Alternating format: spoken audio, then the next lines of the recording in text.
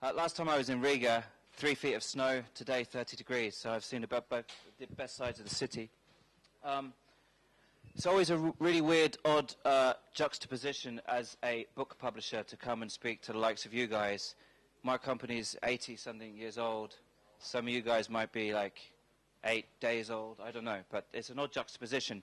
And my reason for coming wanted to talk to you is, some of you may or may not know what Penguin is, but it's just kind of to try and open up your ideas in general to what book publishing can mean in a broader sense, and kind of why Penguin is kind of actively in this space in digital, and why for us it's not just about the beautiful printed word, which is still really, really strong and really important to us, but it's actually just about telling stories.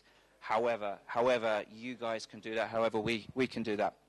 And just while I'm lingering on that point, on innovation, which is an odd thing to sometimes think about in the book world, our founder was a guy called Alan Lane in 1932, was coming back from a sunny little trip in southern England on a train, had nothing to read. And he thought to himself, he was looking around, no one on the train had anything to read. This man came back to London and invented the paperback book. And he didn't just invent the paperback book, which was affordable to everyone. He also thought about how he was going to get that paperback book to people who didn't have a lot of money, didn't have access to the major cities where bookshops were established and would exist. So he invented a vending machine. So these existed for cigarettes, but now he invented one for books. So it's a very lateral way of thinking, but that was innovation in its rawest form, we think. And, you know, if Penguin today can come kind of one step close to reflecting that in the modern age, and I think we're doing pretty well. And to that point, if I was speaking at a literary event, as opposed to a tech event of some kind, I wouldn't use the word content. If I use the word content at a literature event, you know, I need to wear a crucifix and fend them off because it doesn't go down very well. But essentially, at Penguin, we're bullish enough to think our competitors aren't really the other book publishers anymore. They're not the Random Houses and the Simon Schusters of the world. My competitors are Disney, they're Rovio, they're all these other companies that are making incredible stuff and telling stories in lots of different ways. And I was just chatting to someone in the kitchen then that, you know, we've had a big transition in the ebook world where there's a big prevalence of black and white e-reader devices, and 90% of ebook sales are still through those, 90% of our digital income is still through those. And there was a big change at the end of last year, with most of those black and white devices having color tablet iterations. So the Kindle Fire arrived, iPad in their various Apple variations have always been here. The Nook in America moved to a color tablet, the Kobo moved to a color tablet. And what that meant was, it didn't mean that more and more people were going to read ebooks. What it meant was, my challenge was even greater, because more and more people were going to be playing games, watching films, listening to music on their social networks. So how do we engage with them more? And that's kind of why I'm here today. So, my role, fortunately for me, is to travel around, meet the likes of you guys, and talk about stuff and how we've moved from creating these beautifully designed books. We've always, at our heart, is about telling stories in the truest form, and design has always been at the core of our ethos, and we really try and maintain that. And my role is to go out there and find how we make this transition in keeping these key factors, but doing that via new technologies, via new platforms, new means. And our world, we're on a changing journey. There's a penguin going for a walk here. We love our penguin. And finally, this year's, it's interesting, but a side note, finally we've been allowed to animate our penguin and move, which is, I think that's a big innovative change for us, because the penguin's always been static and stood still. Finally it makes a noise. Finally it walks and slides. These are just PowerPoints, so I won't show it tonight. But that was never allowed 6 months ago. So we're changing. So stories remain at our heart. We now make ebooks, so book publisher. We make ebooks, apps. We do live events. We do social events really, really well. We make TV. We make film. We make games, virtual worlds. We work with near-field communications. We're working with the gaze guys, with with the eye recognition stuff. We work with motion sensor technology, and we still do books. All of that is telling stories. And when we make toys, if you think about it with a child, we're one of the biggest children's publishers. The little furry thing at the bottom here is a moshling. I don't know whether Moshi Monsters has reached Latvia yet. It's a virtual world. 70 million children are paid subscribers to it. We didn't invent it. We just found it early, and we got in there early, and we're tight, so we're quite happy about that. But even down to the point where, if you think about it, I don't know who's got children or nieces and nephews, the first thing a child does when they pick up a physical toy is they give it a voice, and they start putting in a story in their head. And then maybe they pick up a second one, and the two speak to each other. That's storytelling. It's quite an abstract way of doing it, but that's how we start to think. And using near-field communications, there's ways in which we can even make these physical things talk to each other and maybe talk to books, which I might touch on a little bit more later. So it's a big transition. We used to just go out. The talent we would seek would be authors, maybe illustrators and photographers. Penguin would be in the middle to pull all this stuff together with our design expertise and our editorial expertise, and we would make beautiful books. That has changed. We now look for, and this is just a few of the things, animators, startups, producers, brands. Ideas isn't actually on there. Ideas is a key one. Illustrators, design artists, developers. And then I've already touched on this. The kind of output has grown hugely. And this isn't just kind of me as a one-man show kind of desperately trying to justify my job within the company. This kind of methodology is kind of embedded now into Penguin, within our marketeers, within the publicity departments, the guys who actually buy the books or acquire the ideas. It's ingrained in our way of thinking. And whilst I know the US markets and the UK markets are kind of ahead of the game potentially in how that is being consumed in certain territories, some of these elements will certainly transmit abroad. But more importantly, traveling around, to me, there's nothing about it, there's no language barriers with the net. So the ideas that you guys may or may not have related to books kind of doesn't matter whether your ideas start as something in Latvian to yourselves or not. If the idea is a good one, it will work in whichever language and it will be applicable somehow. And then there's other cultural challenges and technological challenges about how we move those things around the world. And Penguin's a global company, and we like to think about those too. So payment mechanics and just cultural trends of connectivity and all these kind of things. But fundamentally, everything is relevant. You know, so I've been blown away by ideas I find in very disparate places.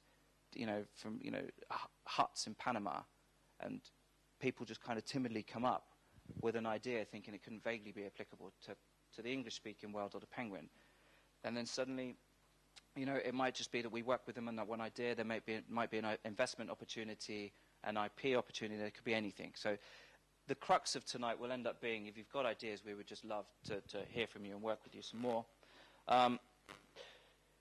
So we still want to inspire the world with stories. And how are we going to do that? There's lots of challenges around monetizing content. So we're going to, there may be vast, amazing ideas creatively of how to deliver. We still have the fundamental challenges as a business of how we monetize that. But we like to think we're kind of changing the boundaries with that as well. So for us, it's not just about a la carte purchase or subscription models, but as a publisher, we're also looking at advertising models, sponsorship models, pay-as-you-read models, all sorts of things. Anything is, we're approachable with anything, as long as it makes sense and it aids getting that narrative across to a broader set of people. So loosely, all of this I kind of put under the headline of disrupting the narrative. But by that, I don't just mean the story, although disrupting narrative with technology and storytelling is also really, really interesting. There's kind of like a philosophical thought as well. And it's a really bold statement, but what does it mean? So firstly, I think the publishing industry as a whole needs disruption. And disruption is really, really interesting, exciting, and it's a challenge. And I think finally, weirdly, because I've only been in publishing for 2 years, books kind of feel a bit sexy all of a sudden, and it's really odd. They've always been intellectually cool, and there's always been something there for people, but finally it feels like publishing might be an area that's attractive to people. So people are coming into publishing from gaming environments, from record companies, from film companies, because it just feels like the next content area that might be exciting. So picture here of a nondescript device. It's not actually a Penguin tablet. We haven't done that. We don't think the world needs another tablet. It's just an example. But disruption can mean telling stories on new devices. And that may be tablets.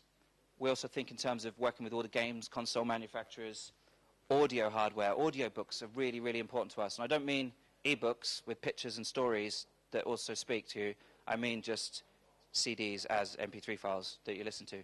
Huge market in the UK, continental Europe for that, and in the US. Lots of hardware and tech opportunities with that, we think, as well. In-car Wi-Fi systems, all sorts of things. In-flight entertainment systems. It might mean the children's experience is really interesting. Is this about one-to-one experiences with a parent and child? Is storytelling about the child on their own and actually knowing what that app does? Because many, many children's apps fail on one very basic point. The instructions are written in words that they can't read, and they can't hit them and listen. This is a fundamental thing that most kids' apps get wrong. But also, is the experience about how you use digital and storytelling within schools on electronic whiteboards? These are all really, really interesting things to us. It can also mean reimagining existing stories or creating new content for new purposes. This is kind of like an architectural 3D pop-up from, this is Anne Frank's Annex.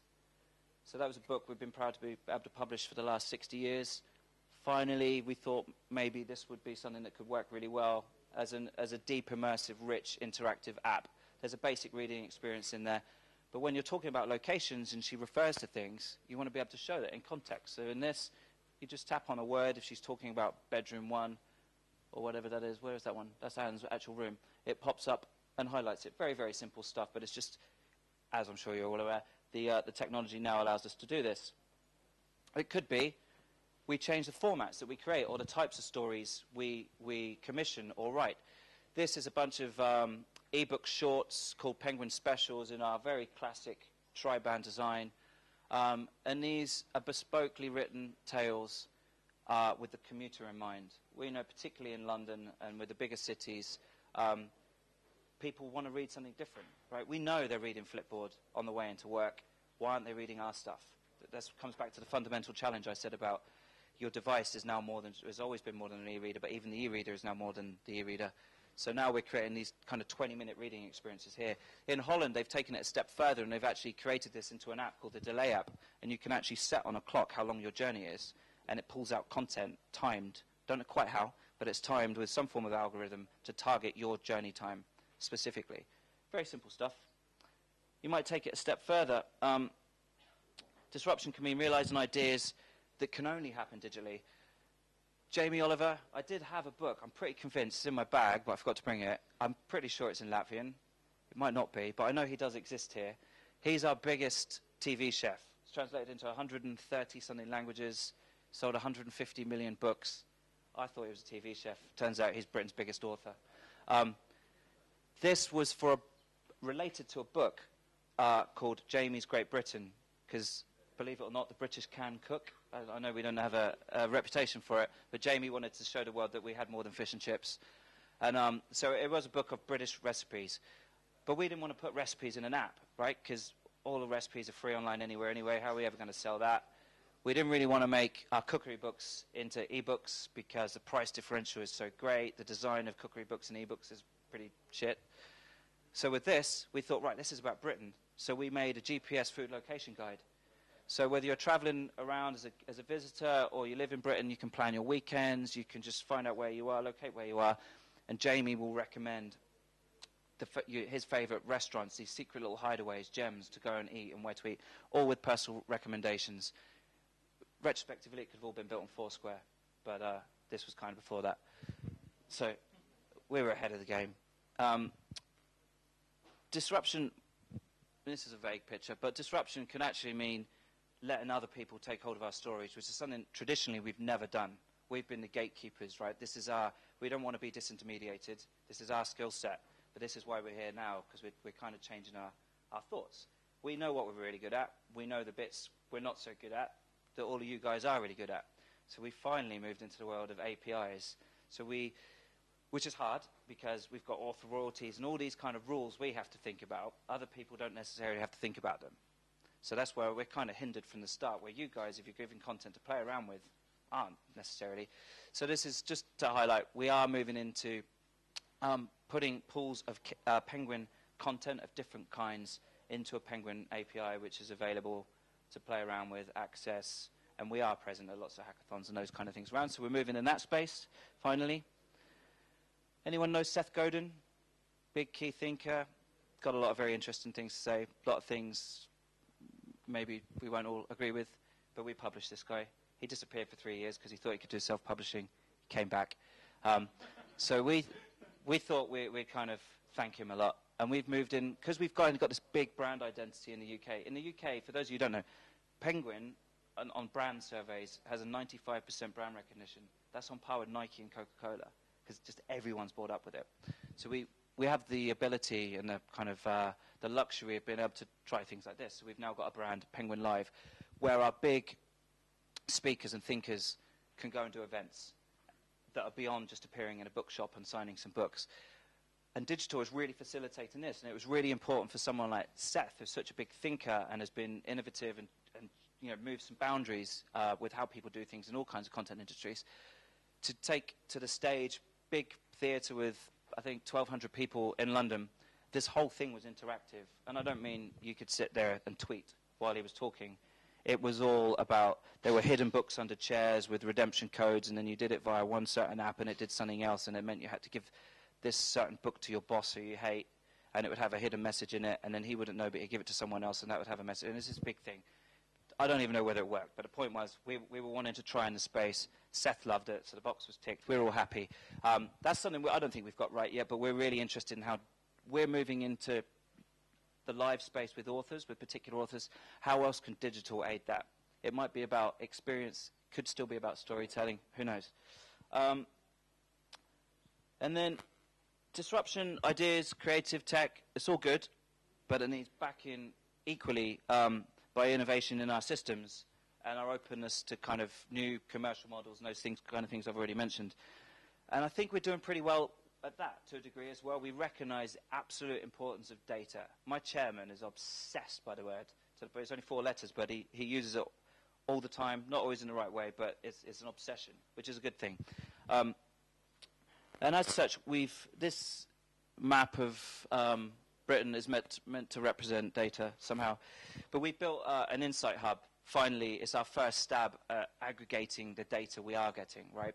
So that will be the sales information we're getting in from Amazon, from Apple, from Nook. And they supply us contractually different levels of data. Most of it's aggregated, but it's something. We cross-reference that with our marketing campaigns, our publicity campaigns, how much money we've spent on big Jamie Oliver posters on the motorways. You know, do they work? Do they create a spike of any kind? All our anti-piracy data goes in there. I have to be careful how I phrase this, because last time I said I'm a big advocate of piracy. What I meant was that somewhere in between. What I meant was I think there's a strong value in those people still. So even if they are stealing our books or accessing our books in a non-legitimate fashion, it does mean they're a fan of our books. So in that, to me, there's still a value. It's what we do with it and how we harness it. How do we speak to them? You know, we might not be able to sell them a book, right? If they're not going to buy a book, they're not going to buy a book. But hey, if we've got wider investment on things, maybe they'll go and watch the TV show. Maybe they'll still buy the fluffy toy, the mushy thing for their kids. You know, there's another value in there, but we need to learn how to continuously engage and communicate with them. But the point is, so we got that. We're in a slightly better space than we were last year. I think we're in a slightly better space than some of our publishing competitors, but we still want to know more. The analogy I always use is the book retailers know far more about our readers than we do. If we sell Alice a book on gardening, I don't know, it's just my example, a book on gardening, you're gone, right? At best, you might sign up to a newsletter currently somewhere, and you might find out we've done another book on gardening you might like. If you buy your book from Amazon on gardening, they're going to try and sell you a lawnmower, right? We can't do that. We don't know anything about the consumers. So that's a key challenge for publishing as a whole. How do we get into that? Because there's that disconnect. They buy a printed book from Amazon, or they bought their ebook, they're gone. There's no line of communication. Now, obviously, it's very different with an app. You've got an install base. if they stay installed, you've got at least a line to communicate with. But ebooks, it's a fundamental challenge for us, and that's 90% of our digital business. As I said, one of the key things we have in our armory, particularly in the UK, America, and the Commonwealth, is the strength of our brand. So to address some of the stuff I've just said, we're toying with ideas. I mean, this is just a representative thing of what a Penguin app, My Penguin, we've done the same thing with the logo again, and one word, what that might mean. And it's about the ideas around user retention and continuous engagement and communication, and what that might look like, because we're not very good at D2C yet either. We've got a big website with loads of books on it, but as I've said, the kind of the back end guts, the systems, aren't intelligent enough yet, and I don't think any of the publishers have them. So again, that's something you guys may have some interesting thoughts on. I don't know. And on this kind of global scale point, we're fortunate enough to then think wider. So I've already touched on the other types of things we own that aren't just books or apps or ebooks. So every now and then we're a global company. We've got 17 opcos, and it means when we find ideas that we truly, truly, truly love and we think are groundbreaking and will change our industry or our company, then we're in a position to invest. And that may or may not be of interest. But also, it's not just about that. Sometimes it may be the middle ground in between, where it might be about co-creation of IP. Sometimes people come to us and they've got a doodle of a character on a bit of paper. No idea behind it. They've just got this robot called Phil. But it looks fucking brilliant. And then you'll start talking to them about it, and they've actually got a story in their head. They know where Phil came from and why he's the last robot that lives on this planet that we've never heard, and all this stuff. And then the kind of traditional storytelling publishing mindset kicks in, where people start thinking about the backstory and, you know, who are his friends and where did he come from, but how does he survive if he's on his own, he's just on this bare planet, and all these things. So then we get into a co-creation environment which allows a broader ownership of IP, a broader exploitation of IP, and just wider opportunities sometimes. So we're always playing with lots of those things. Historically, we kind of stumbled upon a few things. Peter Rabbit, that exists here, right? Exists everywhere. Please say yes. Peter Rabbit, 150 years old. Beatrix Potter, she created it. Anyway, in Japan, it's so big, there's an old people's home branded in pastel blue, and we make money from it somehow. I don't know. But that's an interesting thing. It's this kind of very pure, pastel-y, illustrative series of books about a little rabbit that lives in the woods, and he's got a friend who's a squirrel, a friend who's a duck. These kind of light tales. Kind of, it works very well in a soft kind of, it's one of those things that parents buy for their kids when they're first born, or your aunts and uncles might buy for you. But now in the kind of edgier world where kids are buying Moshi Monsters or they're playing Angry Birds straight away, it isn't edgy enough. So we've changed that because we own the IP. So now Peter Rabbit's reinvented, full-on TV show. He's got a girlfriend. He's got a skateboard. He steals things. I don't know. I don't know. He's probably got an iPad. All sorts of stuff. But we're in a position where we can reinvent and change things. And then a slightly blander example, Sainsbury's, one of the big high street supermarkets in the UK, finally have decided they want to move into the ebook space. They weren't in a position really where they could successfully do that on their own. So 4 of the major publishers in the UK have come on board because we're just trying to make any points of difference in the publishing world. So we've all invested in this new thing, isn't named yet, but there'll be the Sainsbury's ebook service. So the format they're creating is pretty standard, very easy, but it's the thing that most people are buying, and we're hoping that because of footfall, and there's 300 plus of these big supermarkets around our country, there's a new business model and something interesting there. Global scale, it's a picture with a globe. And then that's kind of me done, really. I just really wanted to say, most of all, we're just approachable, really open to ideas, and all we care about is storytelling. That's the thing I want to emphasize most. At its heart, we know what our skills are, we know what our skills aren't, and that's the kind of thing where we want to bring in new talent, and you guys are probably that talent. And then there's a picture of lots of penguins, which is meant to say, because we can all work together. And that's it. Thanks.